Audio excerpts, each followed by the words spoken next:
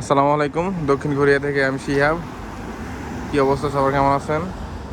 আজকে একটা ইন্টারেস্টিং বিষয় শেয়ার করব, যেটা হচ্ছে আমাদের বাংলাদেশে যেমন হচ্ছে নির্বাচন হলে 1 মাস 2 মাস আগে থেকে, যখন মানে আপনার প্রার্থী সিলেকশন করার আগে থেকেই একটা উৎসব মুখর হয়ে যায়। এই ভোট দাও, এই মার্কা সেই মার্কা, এই প্রার্থী এই বাসায় যায়, ওর বাড়িতে যায়, মানে নানা ধরনের আপনার হচ্ছে মিছিল মিটিং করে এই সেই।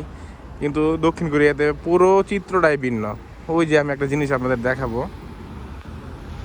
এই যে একটা মহিলা, উনি হচ্ছে একটা লোকের প্রতিনিধি, এইখানের প্রার্থীর প্রতিনিধি। জাস্ট উনি সবার কাছে এইভাবে হাত নাড়ায় বলতেছে এই সে প্রার্থী, তার তার জন্য কিছু করার জন্য আর কি।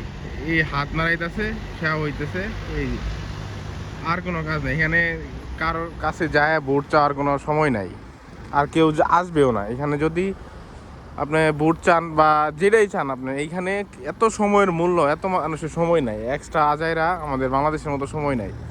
100 টাকার বিনিময়ে আওয়ামী লীগ বিএনপি বা যেই হোক, 100 টাকার বিনিময়ে 500 টাকা 1000 টাকার বিনিময়ে মানুষ সারাদিন কাজ করে। আর এইখানে এনে আপনার লাখ টাকা দিলেও কেউ কারোর পিছনে করবে না।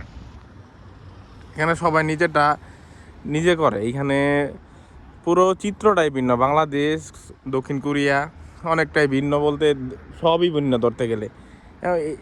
মানে উদাহরণ হিসাবে তো ওনাকে দেখেই তো বোঝা যায় যে ওনাকে, উনি যে একটা প্রতিনিধি, উনি জাস্ট হাত দিয়ে ইশারা দিয়ে বুঝাইতেছে, এছাড়া আর কিছু না।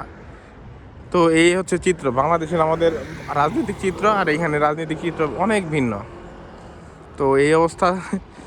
তো এই ছিল আজকের টপিক। তো সবাই ভালো থাকবেন আর দোয়া করবেন।